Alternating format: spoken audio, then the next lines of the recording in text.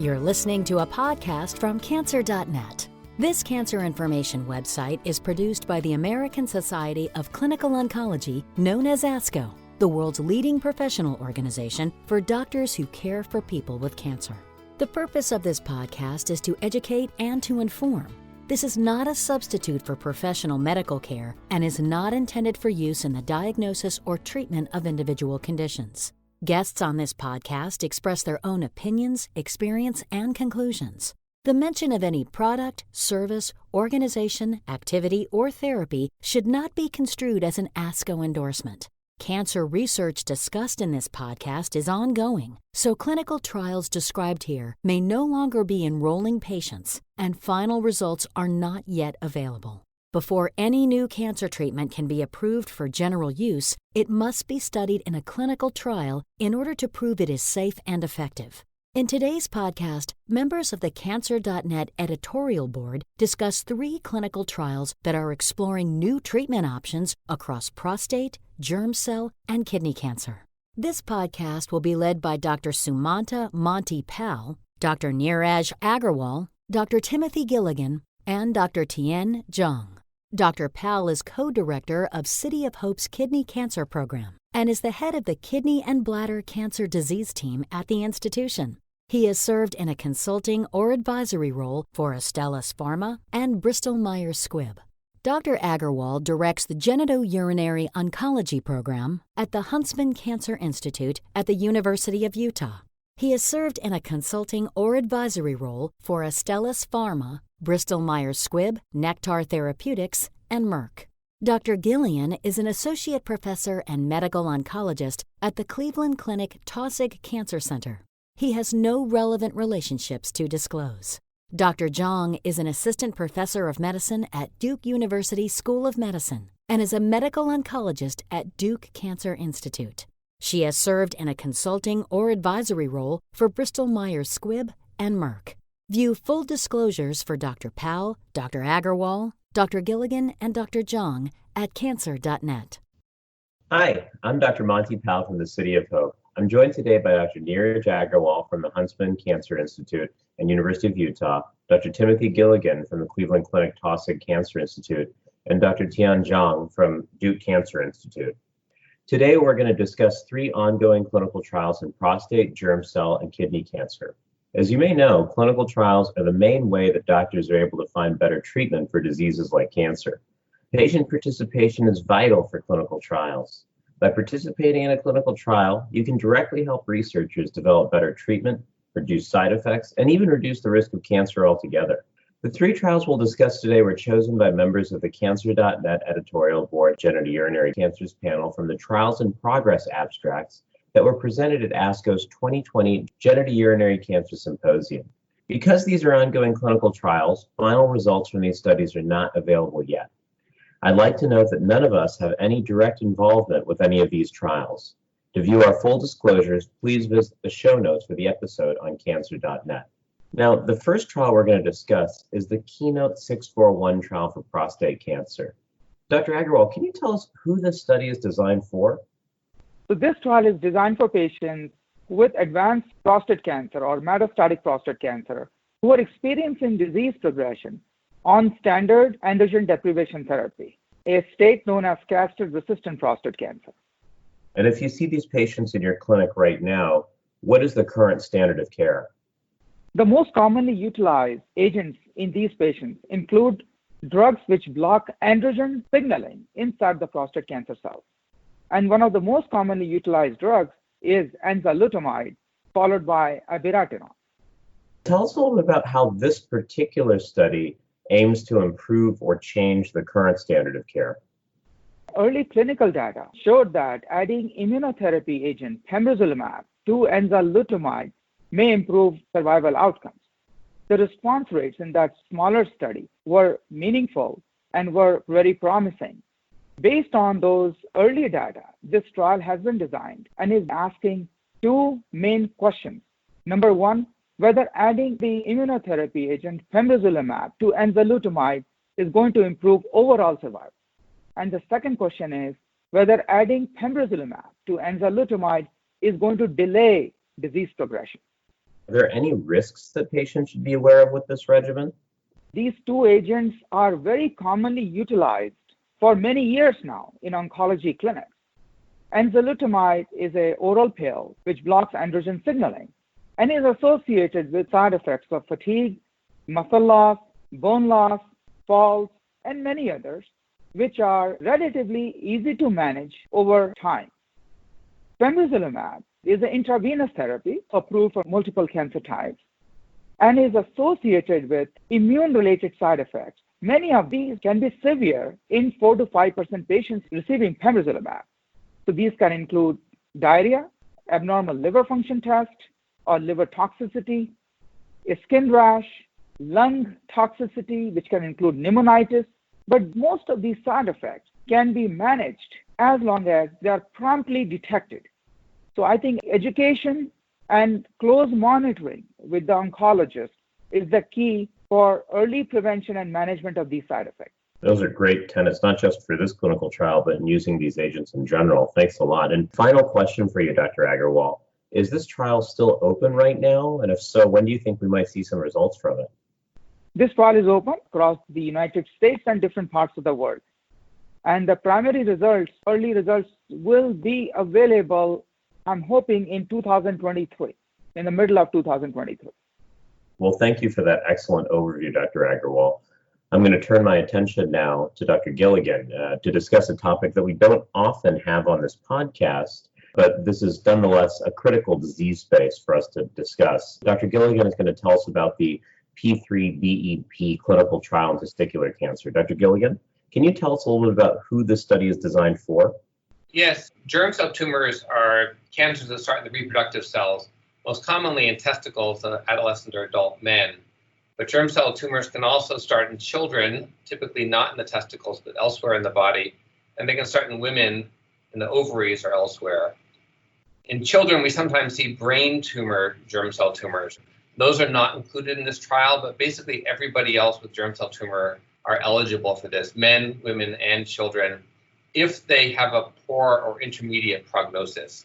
Just to clarify one more piece about that, this is for people who have advanced stage disease, again, men, women, or children with advanced stage metastatic germ cell tumors, as long as it didn't start in the brain, and as long as their prognosis is in the intermediate or poor risk category, not the good risk category. That's so glad that you pointed that out, Tim. I have to tell you that I gave this the incorrect label of a testicular cancer study, but critical for our listenership to know that germ cell tumors can occur both in males and females. Can you tell us a little bit about the current standard of care for the patients that are being looked at in this study? Yeah, absolutely. Chemotherapy for germ cell tumors has been one of the huge success stories in modern oncology. And the cure rate is extremely high. Overall, if we look at men with testis cancer, we cure about 96% of them.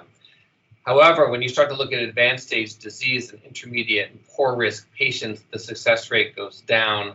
It's about 75% cure rate for patients with intermediate risk tumors and 60% for poor risk tumors. The standard of care has been the same for a long time. It's 4 cycles of chemotherapy called BEP, and that's what has produced those results. And while those results are good, we would like them to be a lot better. So, Dr. Gilligan, you've used this term intermediate and poor risk in the context of patients with germ cell tumor. Can you tell us a little bit about what intermediate and poor risk entails?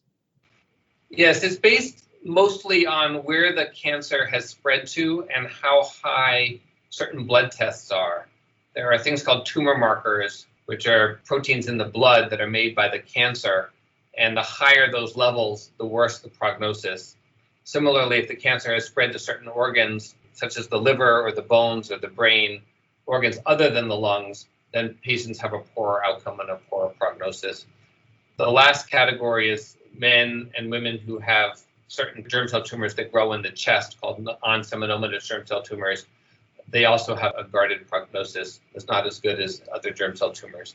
So it's a little bit complicated, and for patients, when you see your oncologist, they can clearly tell you which prognostic category you fall into.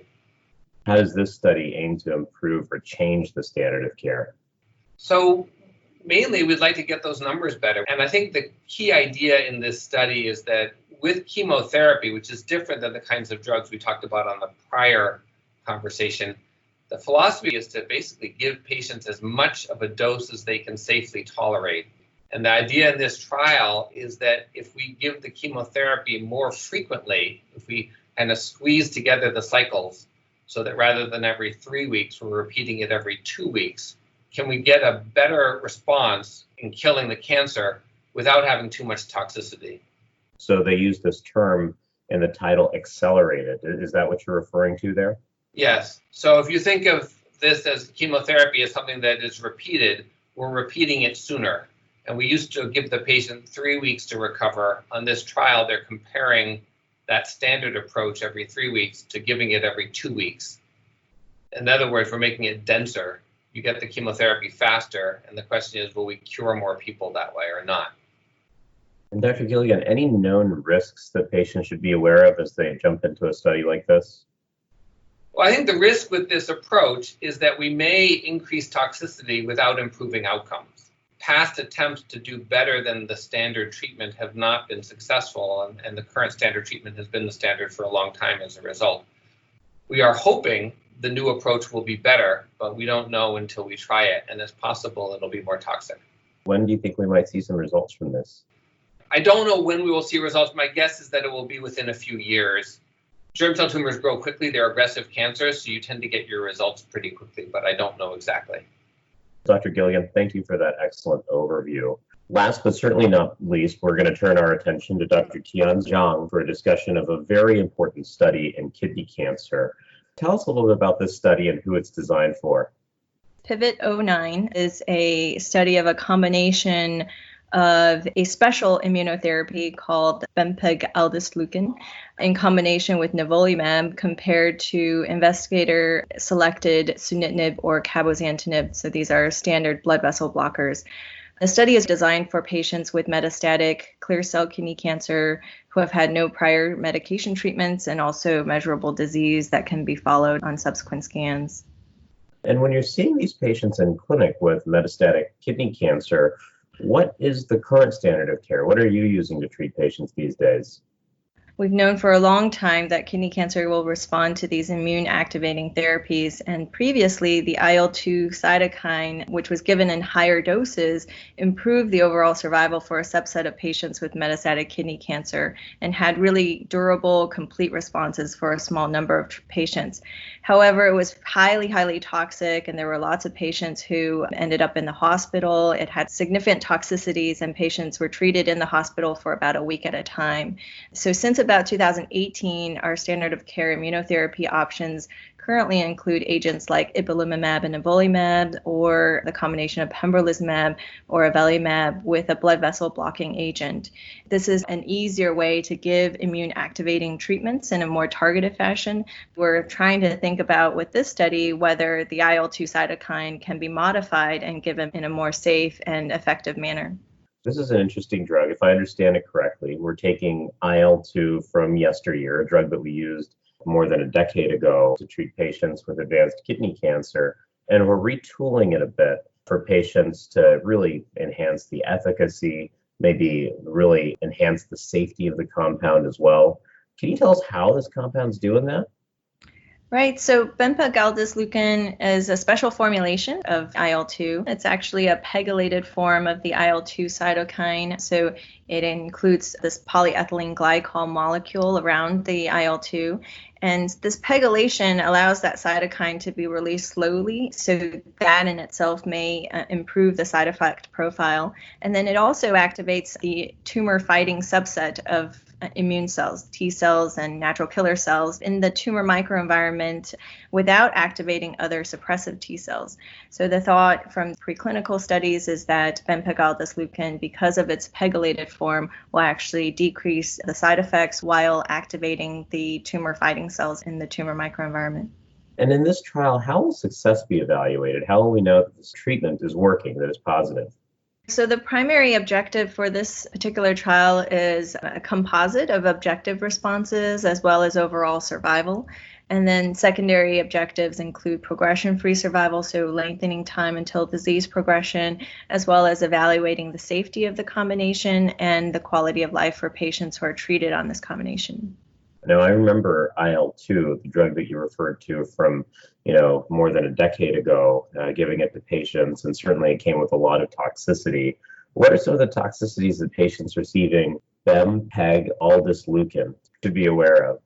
Some of the early phase 1 trials that evaluated bempegaldesleukin found that some of the toxicities included low blood pressure as well as syncope, where patients would feel lightheaded, headaches, edema, swelling in their legs, and fluid buildup, as well as infusion reactions. And I think we should also think about the immunotherapy-related toxicities of nivolumab, where we're giving it in combination. So diarrhea, rashes, endocrine dysfunction are pretty common.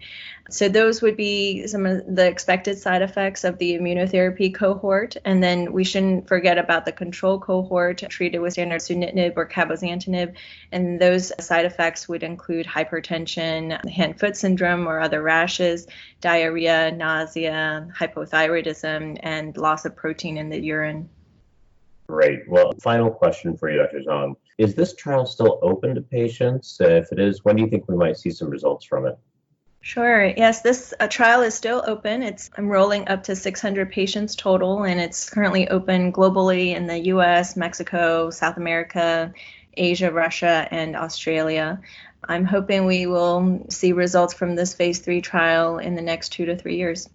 Thank you very much, Dr. Zhang, Dr. Gilligan, and Dr. Agrawal for an excellent podcast. There are many different clinical trials currently enrolling people with genitourinary cancers. If you're wondering whether participating in a clinical trial might be right for you, please talk to your healthcare team. Thanks so much for listening. Thank you, Drs. Powell, Agrawal, Gilligan, and Zhang. Visit www.cancer.net/clinical trials to learn more about participating in clinical trials. All treatments have side effects. Please talk to your healthcare team about possible side effects to watch out for. And if this podcast was useful, please take a minute to subscribe, rate, and review the show on Apple Podcasts or Google Play. This Cancer.net podcast is part of the ASCO Podcast Network. This collection of 9 programs offers insight into the world of cancer care, covering a range of educational, inspirational, and scientific content. You can find all 9 shows, including this one, at podcast.asco.org. Cancer.net is supported by Conquer Cancer, the ASCO Foundation, which funds breakthrough research for every type of cancer, helping patients everywhere. To help fund Cancer.net and programs like it, donate at conquer.org/donate.